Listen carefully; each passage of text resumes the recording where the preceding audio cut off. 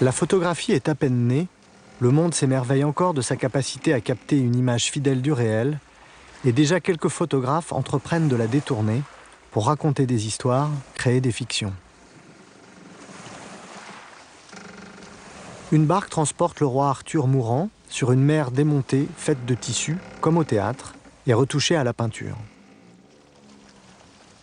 Une mise en scène de la photographe anglaise Julia Cameron datant de 1874. Seule la lune, qui n'est pas peinte mais grattée sur le négatif, prouve qu'il s'agit bien d'une photographie.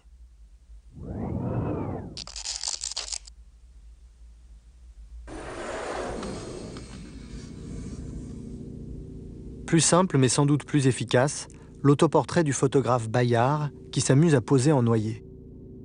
C'est un autre type de mise en scène. Ici, c'est bien le véritable corps de Bayard que l'on voit. La fiction naît de l'ambiguïté de l'image. C'est la légende écrite au dos qui fait passer pour un cadavre un homme qui a tout simplement les yeux fermés.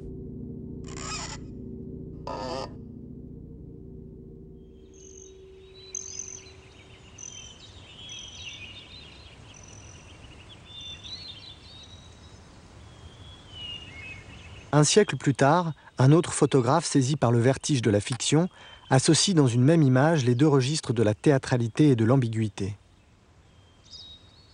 Il s'appelle Eugène Mithiard, il est opticien. Sur cette image, il pose avec sa femme devant leur voiture.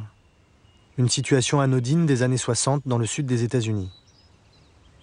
Mais les masques d'Halloween que porte le couple révèlent la violence primitive cachée derrière les apparences, une vérité intérieure que la photographie seule ne peut pas capter.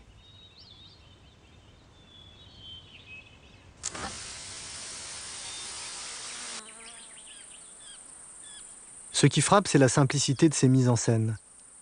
Un masque trop vieux sur un corps trop jeune suffit à faire naître un monstre innocent.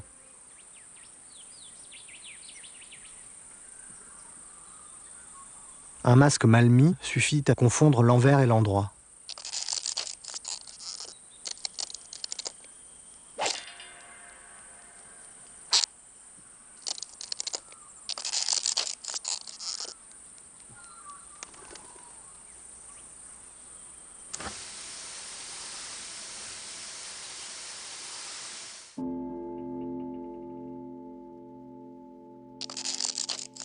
La mise en scène telle que la pratique Mithiard et d'autres photographes des années 60 du XXe siècle cherche moins à raconter qu'à faire apparaître des fantômes et brouiller la notion même de réel.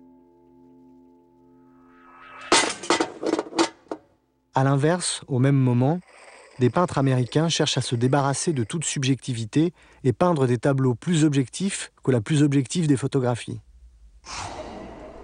À l'intersection de ce double mouvement de transgression, un portrait d'Andy Warhol, l'hyperréaliste, déréalisé en 3 temps par le photographe Dwan Michals.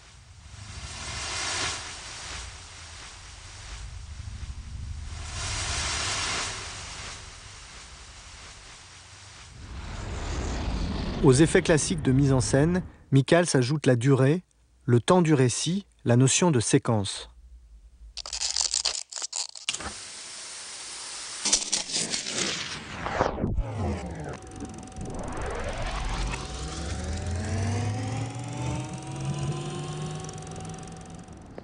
La rencontre fortuite.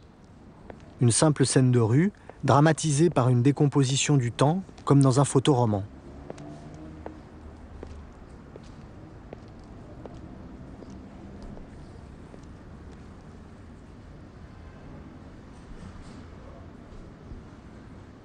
On assiste à cette rencontre manquée, dont on ne saura jamais les enjeux, mais que le perpétuel décalage entre les deux personnages charge d'une mélancolie inquiétante.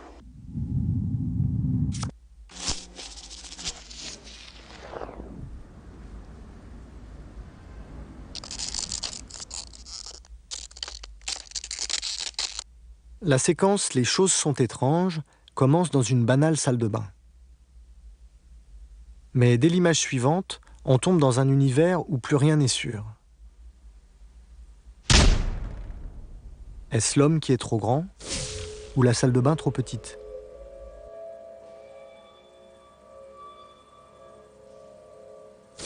Est-ce la réalité ou juste une image à peine visible dans un petit livre lu par un promeneur anonyme, qui n'est lui-même qu'une image au-dessus du lavabo de cette même salle de bain.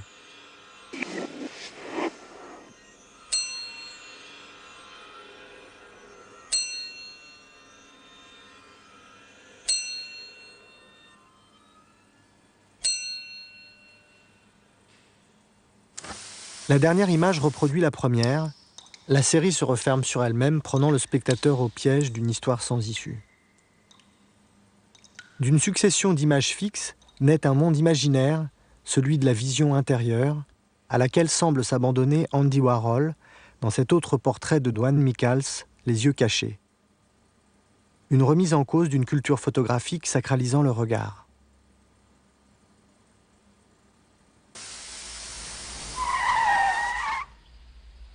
L'Américain Mac Adams réduit la séquence à seulement 2 images dans sa série Mysteries datant des années 70.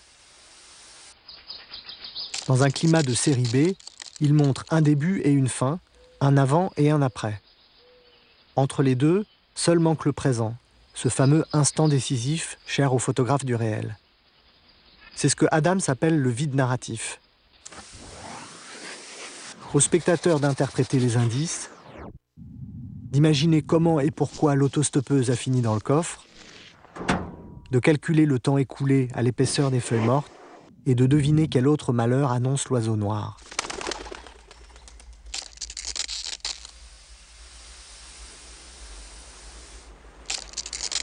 Le mystère des 2 triangles.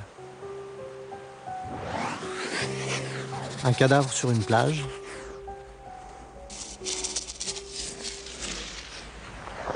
Un homme au tatouage étrange, 2 triangles, les mêmes que ceux qui entourent l'homme mort.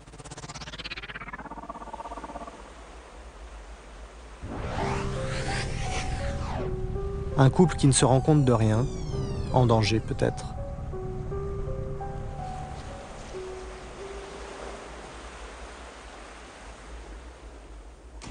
Fumée et condensation. À travers la vitre embuée, on devine une jeune morte. La même main qui tient le verre a refermé la portière de la voiture.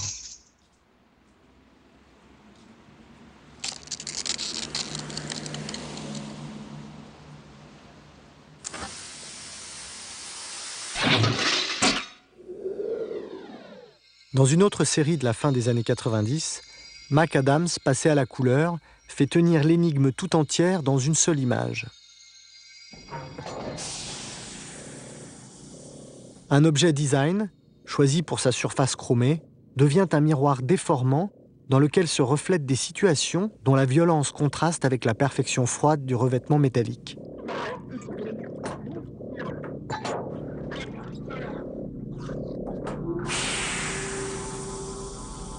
Une version postmoderne et dérangeante du miroir magique des contes.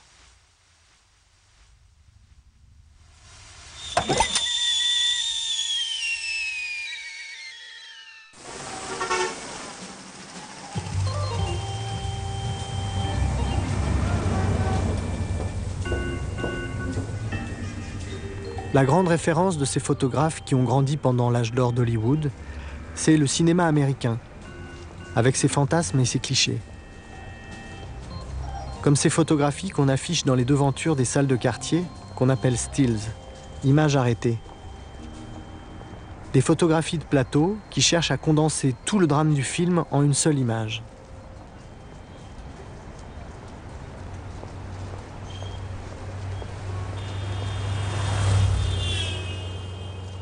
En 1976, Cindy Sherman réinvente le genre, en posant elle-même devant l'appareil, dans le rôle de toutes sortes d'héroïnes imaginaires de films qui n'ont jamais existé.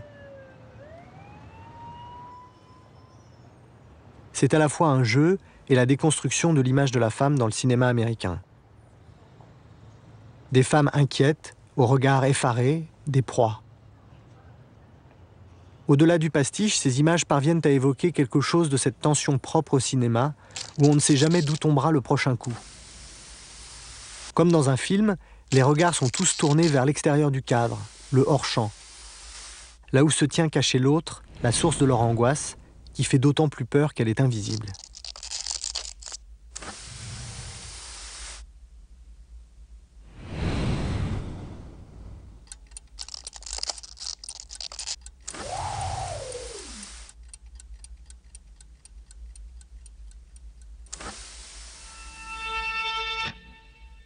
Dans les années 80, Cindy Sherman poursuit la même idée, mais en posant dans des images en couleur. L'angoisse intériorisée du noir et blanc fait place à une image crue, une expression physique de l'horreur et de la mort.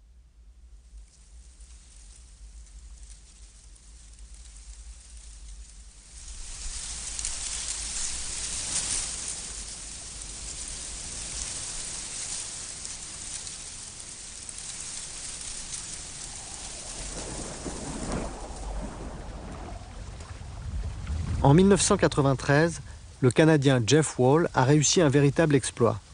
Saisir en une seule image les effets d'un coup de vent.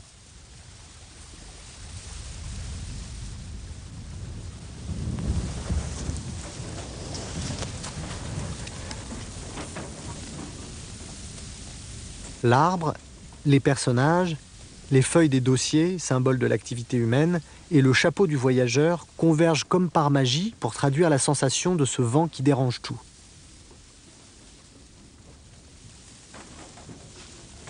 C'est bien sûr une image impossible. Elle a été entièrement scénarisée, puis mise en scène et photographiée élément par élément. Il a fallu une centaine de clichés pris pendant plus d'1 an et montés sur ordinateur pour créer l'illusion. Mais la reconstitution ici est double, car la photo de Jeff Wall s'inspire directement d'une estampe du peintre japonais Hokusai.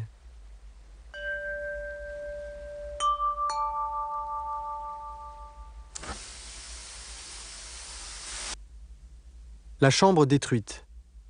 On dit que dans ce décor soigneusement saccagé, Jeff Wall a mis en scène les vêtements de sa femme qui venait de le quitter. Mais au-delà de l'anecdote, c'est encore un dialogue avec un chef-d'œuvre de la peinture, La mort de Sardanapale de Delacroix, un tableau qui fit scandale à son époque. Jeff Wall, comme s'il sautait par-dessus tout un pan de l'histoire de la peinture, en propose une relecture cubiste.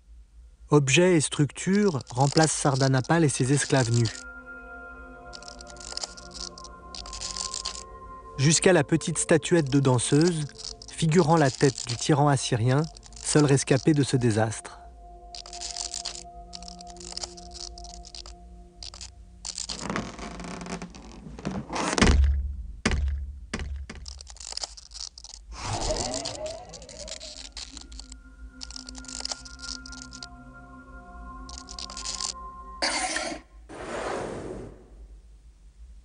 Le dialogue avec la peinture se poursuit dans la présentation même de l'image.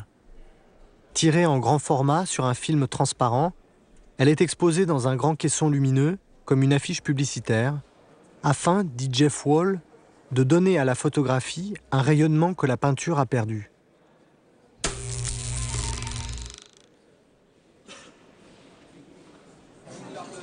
Le bar aux Folies Bergères de Manet donne à Jeff Wall l'occasion de s'interroger sur la position du photographe. La fête est finie.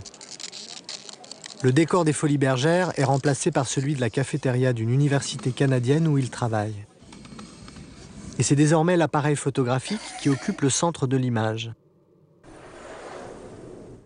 Il faut regarder de très près pour découvrir que la marque de l'appareil est à l'envers. L'image est inversée, tout ce que l'on voit est en reflet dans un miroir. Dans son tableau, Manet se sert du miroir pour dédoubler la situation et montrer en même temps la serveuse de dos, parlant avec un client, et la serveuse de face, comme si nous étions à la place du client.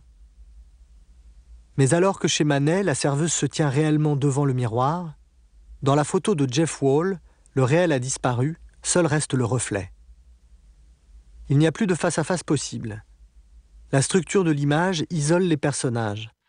Jeff Wall, lui-même, en photographe, est son modèle, chacun prisonnier de son propre monde.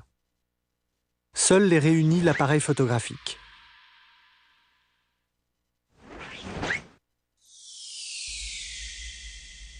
Mais Jeff Wall est aussi capable de dérision. Dans sa grande composition, Le pique-nique des vampires, une réunion familiale nocturne et sanguinaire, allégorie, dit-il, de la ville empiétant sur la campagne, la réflexion conceptuelle fait place à la farce.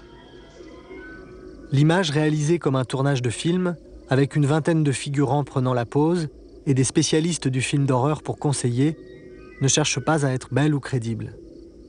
C'est une débauche parodique, une surenchère d'effets et de clichés qui, par ses excès mêmes, est une vision désenchantée du monde dans lequel nous vivons.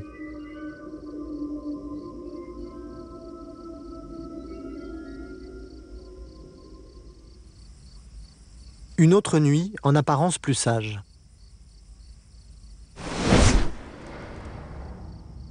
Une comète illumine une fête d'enfants portant des habits d'un autre temps.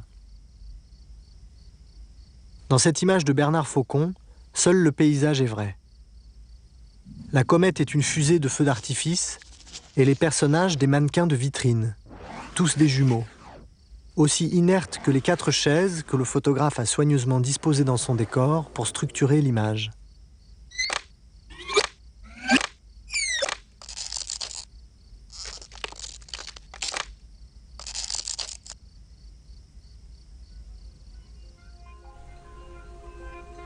Les mannequins, les poupées et les automates ont fasciné les romantiques puis les surréalistes par leur manière d'être à la frontière entre l'animé et l'inanimé.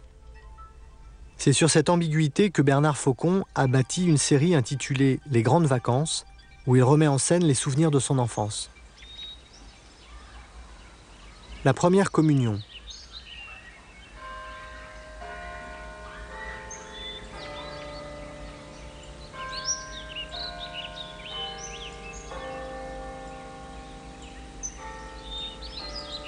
Les mannequins qui cernent de toutes parts l'unique figurant vivant rendent l'image irréelle et semblent redonner corps à la matière même du souvenir.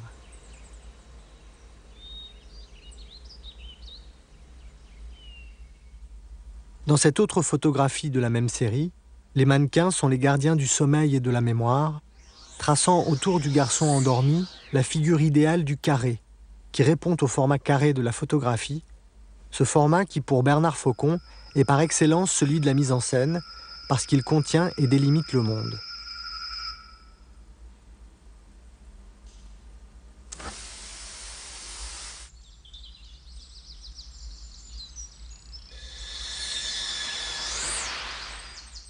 Un autre carré dans une photographie intitulée « L'enfant qui vole ».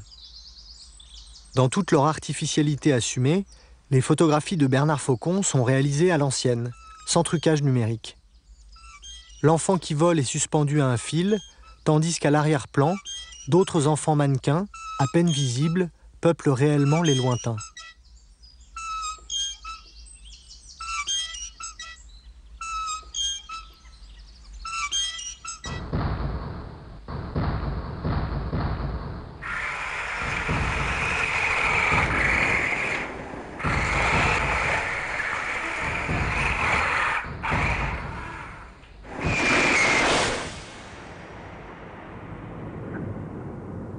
C'est un autre rapport à l'enfance qu'on découvre dans les reconstitutions de combats de la Seconde Guerre mondiale de David Levinthal.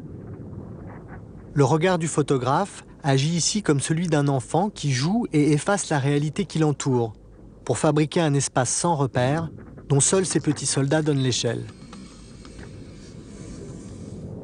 De la mise en scène à grand spectacle sur le coin d'une table. Les décors sont préparés avec un soin extrême. Levinthal va jusqu'à faire pousser pour de vrai l'herbe sur ses champs de bataille miniatures.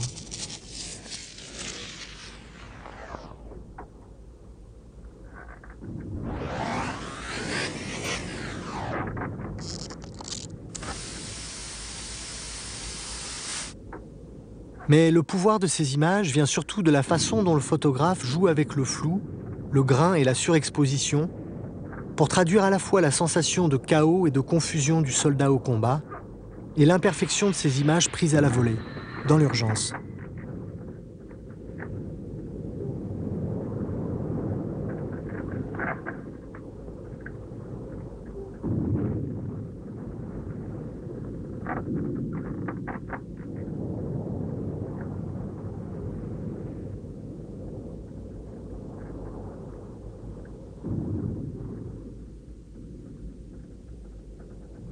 Pour Levinthal, ces images ne sont pas des œuvres en soi, mais les matériaux d'un récit, un faux livre d'histoire, une autre fiction dans laquelle ces mises en scène se mélangent aux documents réels, cartes, discours, citations, dessins, et semble curieusement tout aussi authentique.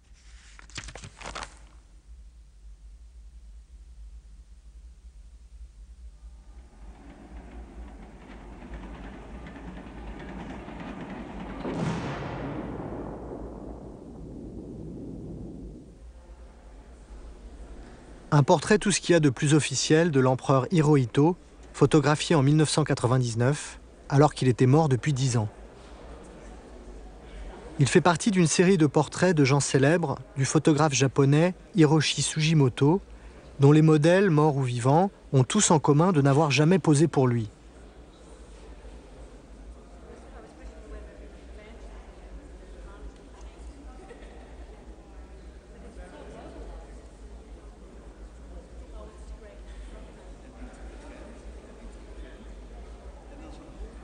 Ce sont des figures de cire appartenant au fameux musée de Madame Tussaud, maquillées et éclairées avec un soin extrême, photographiées en basse lumière avec des temps de pause de plus de 20 minutes pour affiner les modelés et donner l'illusion de la chair vivante.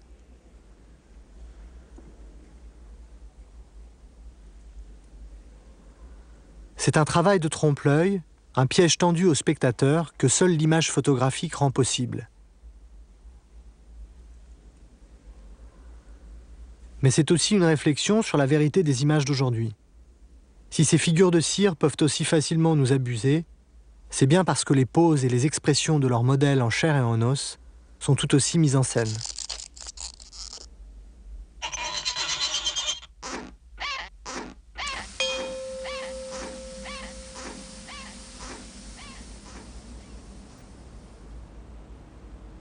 Une cage d'escalier.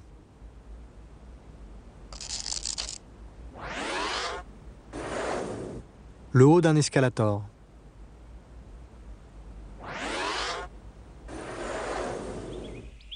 Une façade couverte de lierre. Des décors parfaitement réalistes en carton-pâte. Des leurres, comme chez Sugimoto. Dans ces images, le photographe allemand Thomas Demand prend au mot l'idée que notre réalité est une construction, un artefact, ni plus juste ni plus faux que ces feuilles de papier collées une à une sur une façade dont les fenêtres n'ouvrent sur rien.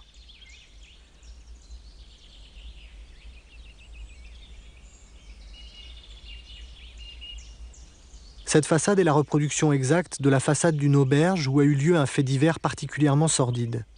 Mais Demande se garde bien de le dire. De même que rien n'indique que cette autre image reproduit fidèlement la pièce où la cinéaste nazie Leni Riefenstahl gardait ses archives. Le regard du photographe se veut totalement neutre. L'éclairage tout en nuances cherche à faire ressortir le moindre détail du décor. Un compte-rendu aussi froid que ces lieux imaginaires, d'autant plus menaçants qu'ils sont totalement vides.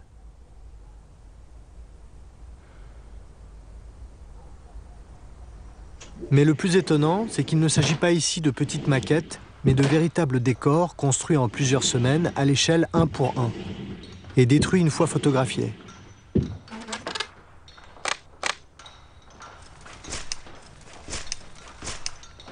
Ici, c'est la structure même du décor qui fait la force de l'image. La salle de travail.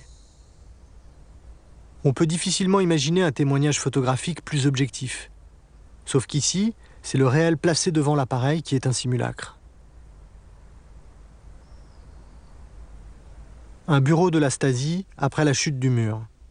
Reconstruit, photographié, détruit, comme le reste. L'image s'appelle tout simplement bureau. Comme les feuilles éparpillées, la photo est une page blanche. À chacun d'y écrire sa propre histoire. C'est le point commun de toutes ces mises en scène. Elles jouent avec les codes de l'objectivité de l'image photographique, la précision, la neutralité du point de vue, pour ouvrir dans l'ordre du réel des espaces imaginaires où chacun est libre d'aller au gré du vent ou de sa fantaisie.